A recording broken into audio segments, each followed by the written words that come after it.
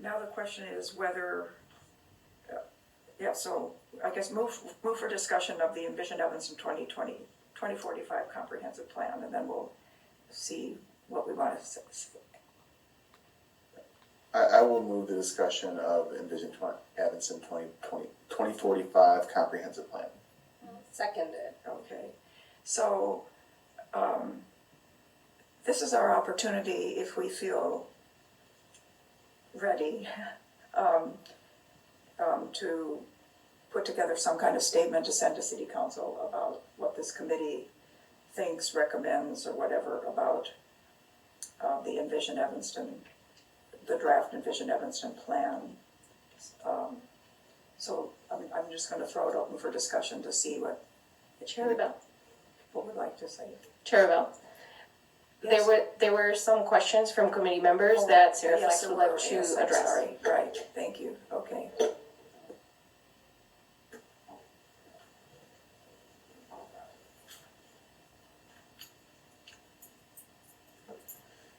Hello, committee members. Thank you for your interest in your discussion about the comprehensive plan. So I'm going to just sort of give short summaries of the questions and then try to answer them, and then you can ask more questions if you have them. One question was, or one point was that this is a really large and very, there's just a ton of stuff in this document. How many goals will be achieved, and kind of what brought out this document, where did the idea for this document come from, and should it be considered in different documents? It's a big lift, and yes, it is. Comprehensive plans are actually authorized by the Illinois Municipal Code in Section 65 ILCS 5. And it is a law that gives the municipalities plan commission, or land use commission as we call it, which is the body that we have to have as per the state's code, the power to prepare and recommend a comprehensive plan for the current and the future development of a municipality. So historically, comprehensive plans have been very much focused on the built environment and land use. But the world's changed an awful lot, and that's why there's a whole lot more information in them, because so many different things are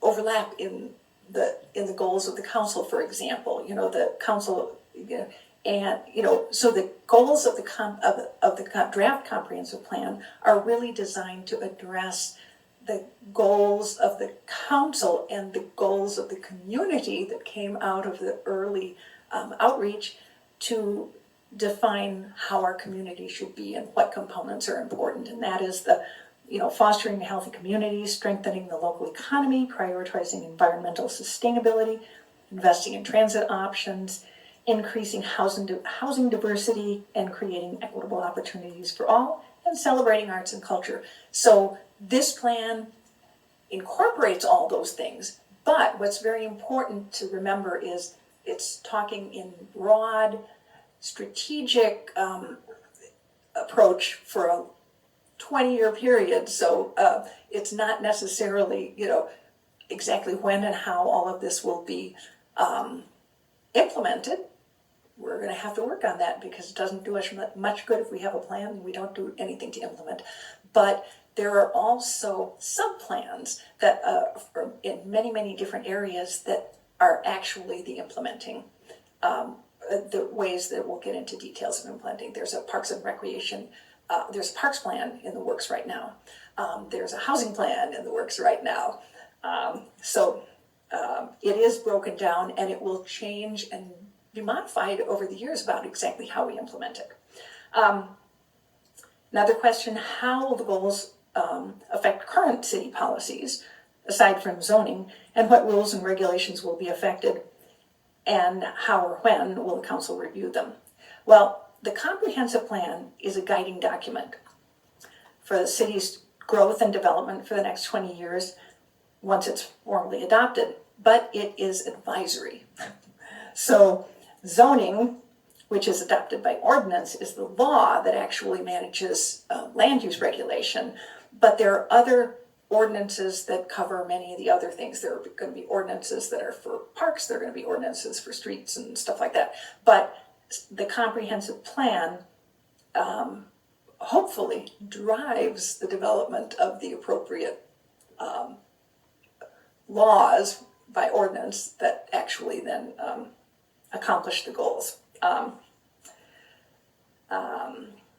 One of our land use members said we need to separate the concepts of density and housing affordability. Increasing density does not automatically result in increased supply of affordable housing. Well, that is true. They are separated, and they have to be separated, but they're also related.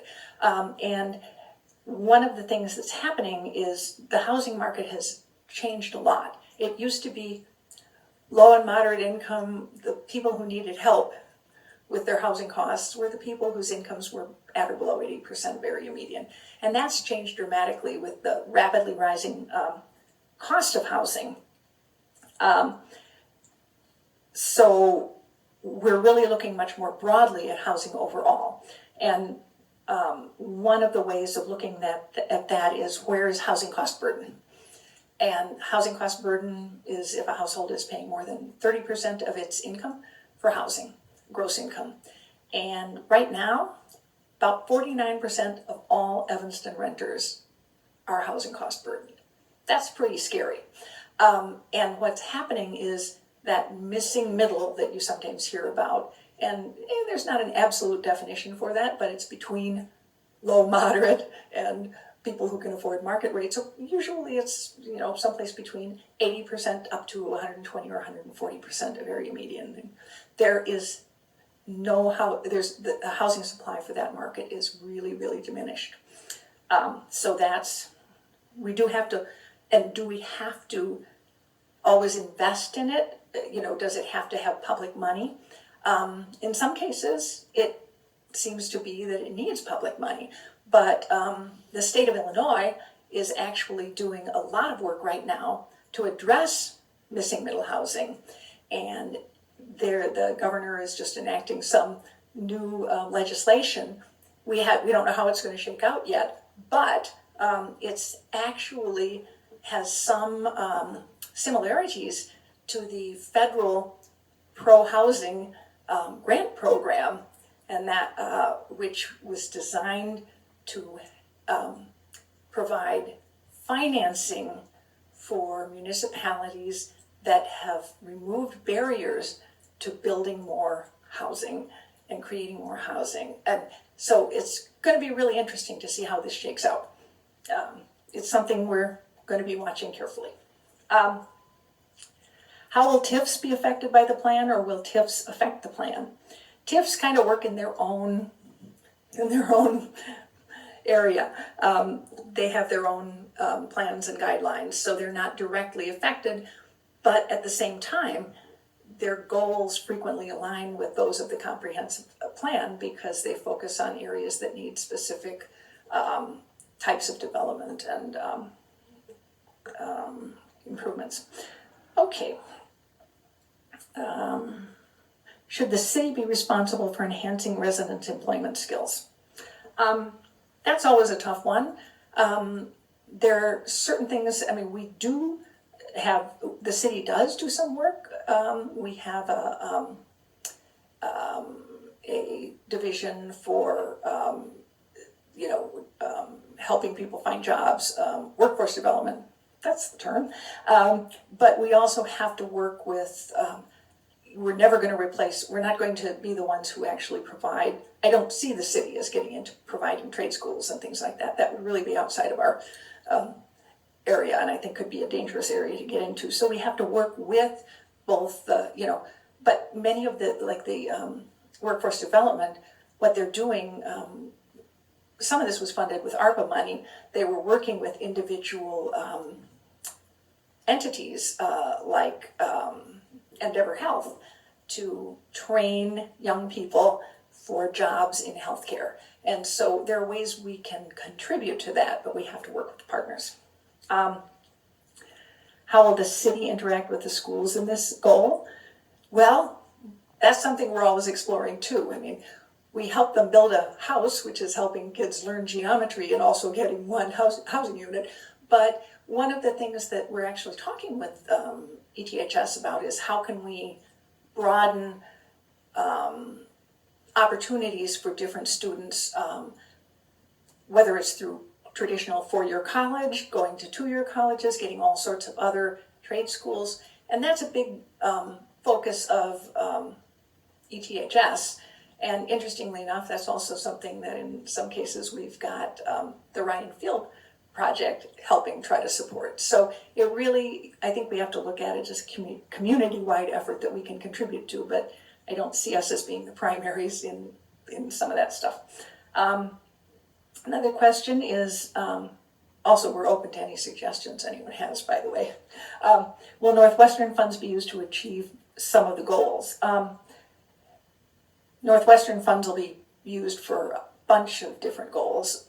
In some cases, there's money that is allocated from that Northwestern contribution to the city for specific things. Part of that is housing. We are right now getting $1 million a year, and once the concerts start, then we will be getting more from that specifically for housing. There's also money that is designated for sustainability, for implementing the CARP plan. And then there's a bunch that is not restricted or targeted specifically to something. Does the city have sufficient staff to work on the goals? Wow. That's a tough one. Part of that depends on the pace and how much has to be done at one time. I'm going to really be careful on that one. But we have very aggressive goals, and we have very aggressive housing goals. And frankly, one of the real challenges is it's really uncertain what's going to happen. The federal government had been working to really focus on the development of more housing, and not just building new housing, but renovating existing housing. A lot of that work is in limbo until we see what the incoming administration is going to do. They've forwarded some rather interesting ideas, which I don't necessarily think are the best things in the world, like allocating federal land specifically to build housing, which seems to me to be counterproductive because we don't want to go and build housing in the middle of nowhere and also build on land that probably is being used in other ways. It could be natural areas that are important to keep. It could be farmland. I don't know quite what they're talking about. They own, ranch land out in the middle of, it just, we're not only going to have to build housing, then there's going to have to be infrastructure that I don't see it as necessarily cost effective personally, but, that's all I've heard so far on that.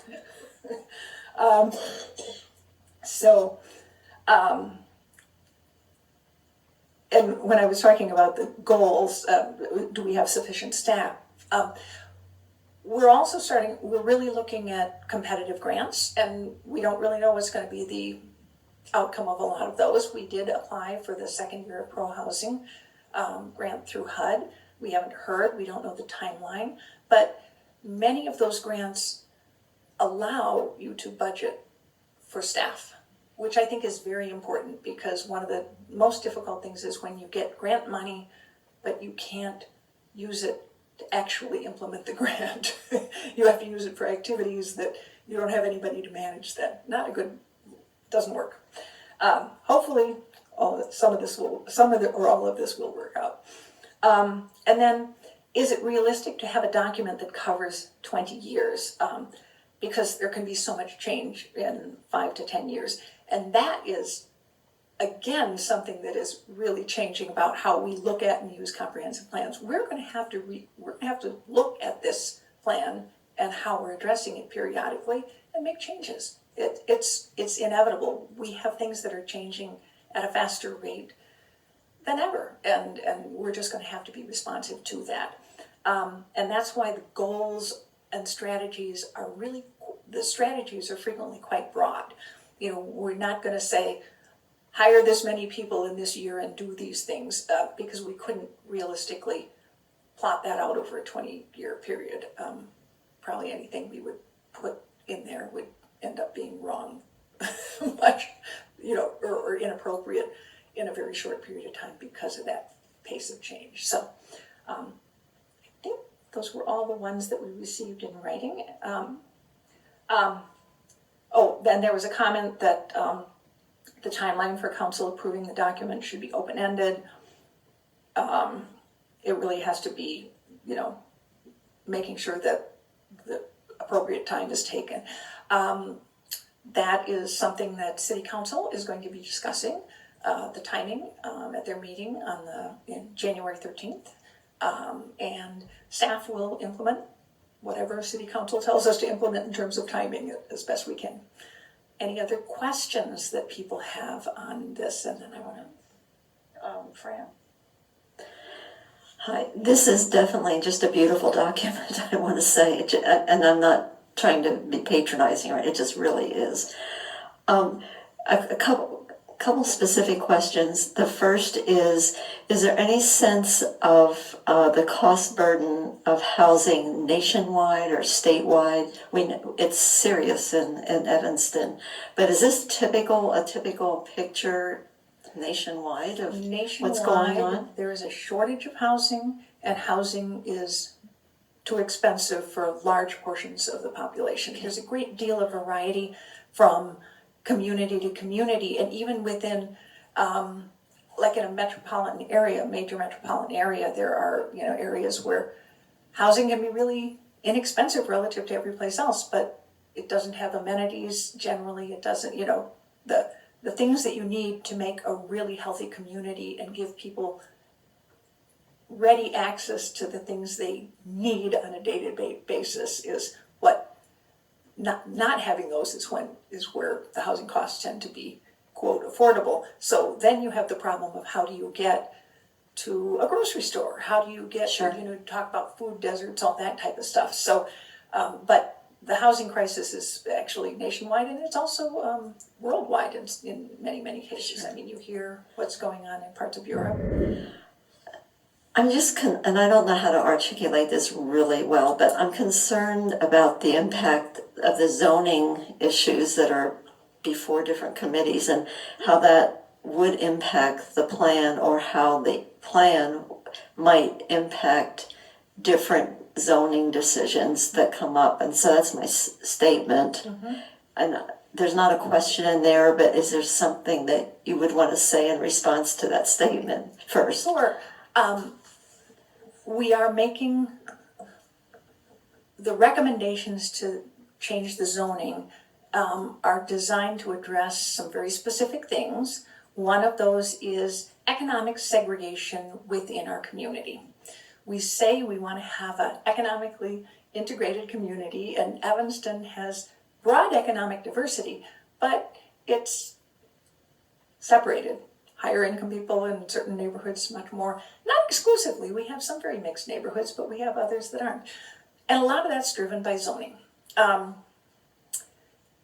Residential zoning that allows only a single house is exclusionary to people who don't have money for the most part, because you got to have more money to be able to afford to buy a house, or even if there is rental there, which there isn't a whole lot of rental in our single family neighborhoods, but it's generally much more expensive. And so the zoning that says recommendation that there should be able to be up to 4 units of housing per lot in what is now single family zoning is designed to address that. It doesn't say the single family homes are all going to be torn down or should all go away, and they won't, as far as I'm concerned. It's just not going to happen that way. But what it does is it allows flexibility for people to develop properties differently. Right now, the way our zoning is designed, if you are a housing developer, you're going to make the thing that you're going to build what you can make the most profit on. And if you can only make one primary structure on these lots, you're going to build the biggest, fanciest house you can, because that's what you're going to get the most money for. If you have an option of doing a 4-unit building that is the same scale, the same footprint, and the same height. That could, it's not necessarily going to be deeply affordable housing, but it will be more affordable, and there will be smaller units that are automatically more affordable in areas that are generally expensive. Does that make sense? It does, and I appreciate that. I think what I'm hearing and reading is something different from that, is that Evanston is made up of a number of different kinds of neighborhoods, and what would be bad about embracing the cultural and structural differences of different neighborhoods and pouring the resources into embracing and developing cultures and support for those different neighborhoods. And if somebody wants to live in a large house in a neighborhood with large houses, to me it's an imposition to suggest that maybe your neighbors are not going to then have a large house if you've already built a large house and have an expectation to live in one. Conversely, if you like apartment living, and your neighbors are your friends and you've been in this area for a long time, why not enrich that area with more of what that is? Well, I guess I don't think of the character of a neighborhood exclusively defined by the housing stock. I really think it's more the people who are living there personally. And I gotta tell you, our neighborhoods have changed. The neighborhood I live in, virtually every house has built a substantial addition on. So they've done that because that makes their houses more valuable. But having a multi-family property doesn't necessarily, next to a single family property, doesn't necessarily devalue the single family home. Because look at much of Evanston east of Ridge. We have very, very mixed neighborhoods. You can be going down a block and there can be 3 Victorian mansions, and then you can come to a courtyard building, or duplexes. There are duplexes in those. So, you know, I think that by trying to define exactly what can be built to that great an extent just isn't going to address the goals of an integrated community, and also isn't going to provide options that people are now looking for in housing.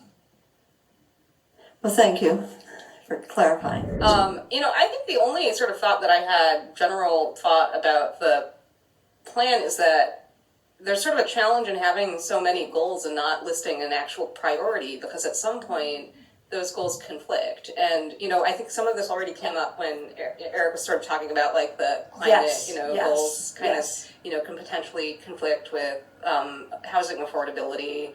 Another is, there's sort of a lot of, there's suggestions about like, we need more metrics and more sort of impact evaluation. And I mean, sure, yeah, and it is great. I love that stuff too, but sometimes that can slow. You can bog yourself down with statistics that you're not acting on. I mean, sometimes it can kind of bog, yourself down in procedure and process. And I guess that's the one thing that, and I don't know if it's appropriate to put in this kind of mission statement kind of envisioning document, but there is the question of like, well, what happens when these things conflict with each other when we haven't listed a priority? Right, and we haven't really addressed that. We have said there are going to be conflicts, but exactly how to resolve them has to be. And then something that you mentioned that kind of made me maybe look towards an answer, although maybe it's not a good one, is you mentioned that this is a plan itself that you expect to revise, which I thought was interesting. To look at and adjust, not necessarily major revisions. So it's not just something that will sort of be tucked away on like the City of Evanston's website. Right, I mean, we may find that some of our strategies to address the goals aren't working because of other changes, so I think we have to continue. So the idea is to actually revisit this and sort of look at it, I mean, more looking at are we accomplishing our goals, and is our plan helping us do that, or do we have to look at new ways? That's the broad concept, just as as we're developing this plan, we said it would be iterative. It's not quite making it iterative, but the speed of change is so fast now. I mean, there's just been so many different types of things that are happening, and I think, well, I'm going to talk a little bit about the, the whole idea of the energy efficient buildings. We're starting out focusing on the start of that focuses on buildings of 20,000 square feet and more, 10,000 square feet for the city buildings, but we have a whole lot of smaller buildings that it might be easier to address making them more energy efficient and all that thing than some of our buildings that, like our 3-floor walk-ups. Those are actually, we know that's going to be very difficult, and there is an appeal process so that for buildings that say they can't, an example was used, like, what if somebody just put in a brand new boiler? And then they're told, oh, now you gotta invest in going all electric, and you've just paid a huge amount of money. So you can apply and say, I can't do this now, this is my alternative, what I will do. And I need to have this many years to amortize the cost of this and be able to put in something at a later date. So that is in that plan. And, there are some real issues because in some cases the technology is, It's I haven't changed a been lot in some of those. 20 years too. Yeah. So Yeah, but the more and more technology is coming out that make things more able to use electricity that, then have been able to do it cost effectively. I mean, the electric boilers, as I understand it, simply are so inefficient it would cost way more. I think that's right. He's not still here, but that is, so we're aware of those issues and we know that they have to be looked at and balanced against all the other things. And in fact, in a staff meeting, that was one of the things we were talking about, all the different, like, how do different different parts of the city see this affecting negatively, positively, what are we gonna run into? great. I just want to say, because you don't change the zoning ordinance very often, that I'd rather see time taken in the, and to get it as right as you can. We do have too many codes, and I know as when we talk about the inclusionary housing, that developers want to know what the rules are, and then they can plan and make as good decisions as they can for themselves and for the community. So People who prioritize use of city resources and actually what we go after is our city council. And I think that's going to be a discussion. And that's one of the things we've talked about with the comprehensive plan. We do have, and we've said this all along, there are certain goals that do conflict, getting everything all electric and addressing climate action as fully as we have in that plan does kind of butt heads with a lot of making things affordable and things like that. And, I wish I knew exactly how we were going to balance it all. But I think part of what we have to do is also be aware of what resources we have, but also how resources become available through other sources, which isn't always just going to be the federal government. The state government is stepping up, and I think we're going to see more of that. And to a certain extent, because, when you think of a municipality's basic responsibilities, providing affordable housing technically isn't one that's commonly said that that's a municipal responsibility. We're probably one of the countries that place the most responsibility for the biggest expense in everybody's life directly on that person or that family. And we don't have, even our public housing doesn't and never did function the way social housing does in some European cities. I mean, in Austria, I think that there's some enormous percentage of people who live in social housing, which is actually owned by the government and managed by it, but we don't have that. So it's how we can build affordability. We've got to go back to some things that used to be more in play. Cooperative cooperatives may come back and not be just ways of controlling who can live in your very expensive cooperative, which is kind of what a lot of them turned into in this country. But they can be ways of providing housing, even ownership opportunities and building equity without having to go out and buy a standalone dwelling unit that you own and are completely responsible for. And that's something that there's an increase in the housing world that's looking at affordable housing, is how can we develop more of that type of housing. And, sort of like when we have our houses in the land trust with Community Partners for Affordable Housing, you separate the cost of the land from the actual purchase price of the house, and you can more easily restrict it to resale to somebody in that same income. And there are people who say, well, then they don't get their full equity. Well, but the problem is if people always get their full equity, the value keeps increasing and increasing. The value of the property, and people's incomes don't necessarily go up with that. So we've got to look at a bunch of tools, and I think there have got to be more tools actually developed to address some of these problems that everybody's got to work on. It's a heavy, heavy lift, guys. And I'm glad that you're so interested, because we're going to need a lot of thought and a lot of ideas to make progress.